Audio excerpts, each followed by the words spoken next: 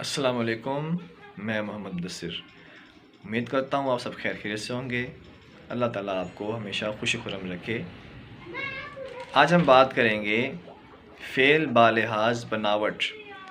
Fail बालिहाज बनावट में दो चीज़ें आती हैं, फ़ेल अम्र और फ़ेल नहीं। आपको पता है कि फ़ेल किसे कहते हैं? किसी काम का करना, होना या सहना ज़माने के लिहाज से पाया जाए उसे हम फ़ेल कहते हैं। और फ़ेल अमर किसे कहते हैं? अमर का मतलब होता है हुक्म देना, इसलिए इसे हुक्मिया फ़ेल भी कहते हैं। तो ये बनता कैसे है?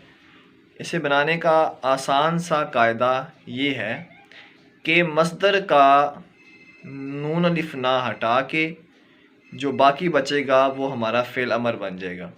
मिसाल के तौर पर मस्दर है हमारे पास खाना, अब खाना का नून अलिफ ना हटाएंगे तो बन जाएगा खा, ये हुक्म है। इसी तरह चलना, चलना का नून अलिफ ना हटा देंगे तो हमारा बन जाएगा चल, ये फ़ेल अमर बन जाएगा हमारा।